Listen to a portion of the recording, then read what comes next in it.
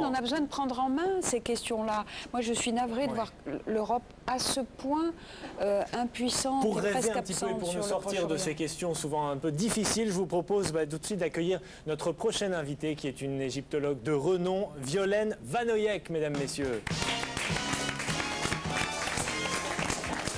Bonsoir Violaine. Bonsoir. Alors avec vous, c'est parti pour la plongée dans l'Antiquité. Vous êtes une égyptologue très connue. Comment déjà est venue et sexy, voilà, je laisse Boris libre de ses propos. Comment est venue cette fascination pour l'Égypte?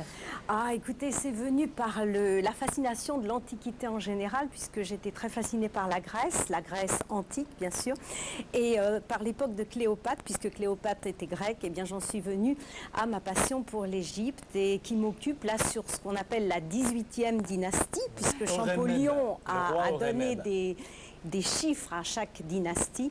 Donc 18e dynastie, c'est la dynastie de Toutankhamon, de Néfertiti, c'est une dynastie très connue, très célèbre. Vous avez encore de quoi faire, j'imagine, dans ce domaine-là? Oui, je suis en train de rechercher actuellement qui a tué Toutankhamon s'il a été assassiné, parce que bon, on ne sait pas s'il a été assassiné.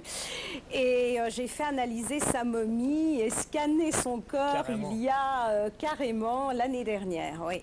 Et Horemheb serait peut-être impliqué dans l'assassinat de cet homme. Et Horemheb, c'est pas n'importe qui, c'est le père de Ramsès, c'est bien ça? Non, c'est pas le père, c'est celui qui a désigné Ramsès comme son successeur. Voilà, son successeur, mais Ramsès Ier, parce que le plus connu c'est Ramsès II. Et là, on parle de Ramsès Ier qui sera évidemment la suite de cette trilogie. D'accord, donc là c'est déjà le tome 3, c'est ça, des aventures de Horemheb? Voilà, exactement. Et ça ne m'empêche pas quand même de m'intéresser considérablement, vous vous en doutez, à tout ce qui se passe dans le pays, également au Moyen-Orient, puisque j'y vais tous les 2 mois. Donc, alors le pays, on va en parler dans quelques instants avec des images, vous verrez. Une question quand même, 20 millions de livres vendus en tout. Comment on explique cette fascination pour l'égyptologie, pour les momies, pour toute cette histoire? Mais vous savez, c'est une fascination qui date de l'Antiquité là aussi. Vous vous souvenez de César qui a été rejoindre Cléopâtre en Égypte et qui n'est jamais reparti quasiment, qui est parti très difficilement et donc qui était déjà fasciné. Donc on a toujours tendance à dire oui, la fascination de l'Égypte, l'égyptomanie, c'est récent, c'est moderne, ou ça date de Bonaparte, de la campagne de Bonaparte, mais pas du tout. Ça a toujours existé, la fascination pour l'Égypte. Alors pourquoi? Le dernier cri au 19e siècle, c'était de se faire enterrer sous une pyramide. Oui, c'est vrai, et même se faire momifier à l'ancienne, en fait. Bon. Mais paraît-il qu'il y a encore des gens, d'ailleurs, qui se font momifier aujourd'hui et que les techniques de momification sont les mêmes qu'autrefois. Alors l'Égypte 70 jours pour la momification, quand même. L'Égypte recèle encore de trésors d'archéologie qui restent à découvrir, puisqu'on dit que 70% des trésors sont encore enfouis sous le sable. Ça fait partie des images inédites que nous vous proposons dans le journal du bout du monde cette semaine.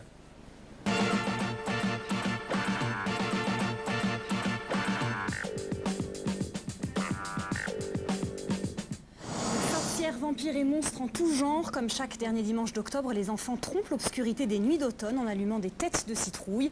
Halloween bat son plein outre-Atlantique et les magasins de jouets et de friandises se frottent une première fois les mains 2 mois avant les fêtes de fin d'année. Cette année, paraît-il, le masque qui fait fureur, c'est celui de Kim Jong-il, le leader nucléaro-stalinien de Corée du Nord.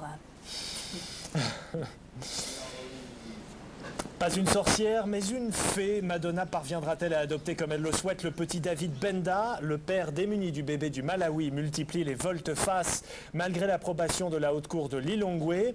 Dans le show télévisé d'Oprah Winfrey, la pop star a accusé les médias de provoquer le trouble du père du bébé. Pas si facile de quitter l'un des pays les plus pauvres de la Terre pour la une des journaux People. Le canal de Panama est trop étroit, 4 Panaméens sur 5 le pensent. Ils ont largement approuvé l'élargissement de la principale voie navigable entre l'Atlantique et le Pacifique. C'est le plus grand chantier de ce début de siècle, 2 tranchées de plusieurs kilomètres de long et de 200 mètres de large. Un 3e jeu d'écluses coulissantes et de nouveaux bassins. Les grandes entreprises internationales sont sur les rangs, plus de 5 milliards de dollars sont à la clé. Début de ce chantier est pharaonique dans 1 an. Et justement, rendons-nous maintenant au pays des pharaons pour se demander une fois pour toutes quel est le plus vieux métier du monde. Réponse, dentiste. Des pilleurs de tombes malchanceux ont guidé les archéologues officiels vers 3 tombes de dentistes des rois d'Égypte sur le site de la pyramide de Saqqara au sud du Caire. Un complexe construit par le célèbre architecte Imhotep pour le roi Djoser de la 3e dynastie. Un trésor protégé par une nouvelle malédiction annoncée par les bas-reliefs qui ornent la tombe. Celui qui la découvrira servira de repas à un serpent et à un crocodile. Attention, les 2 animaux sortent de chez le dentiste. Ça, c'est beaucoup plus ancien que la période que vous nous contez, Violaine. C'est-à-dire que les Égyptiens connaissaient les bridges, puisqu'on a retrouvé des bridges, donc c'est vrai qu'ils tenaient avec des fils d'or en fait. Hein. Mais il y a d'autres métiers qui étaient très très très vieux, comme pharmacien, bon ça rejoint un petit peu. Et puis il y a les premiers chirurgiens, les premiers parfumeurs aussi à Alexandrie, mais vraiment installés, hein, avec donc des parfums qui venaient évidemment du monde entier. Alors Cabu, j'ai l'impression que Violaine vous inspire. Est-ce que vous pouvez nous montrer votre petit dessin plongé dans les voilà. Très beau, ça.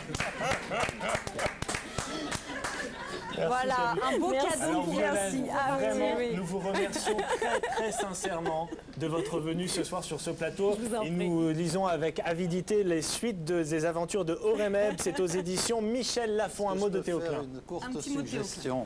Si vous écrivez sur la période de Moïse, j'aimerais bien faire le livre avec vous, qui est une interview de ces messieurs, car leurs interviews sont magnifiques, et que Madame l'ancien garde des Sceaux fasse une préface sur les 10 commandements. Mais voilà, c'est formidable, voilà. Quel esprit de synthèse. Merci beaucoup.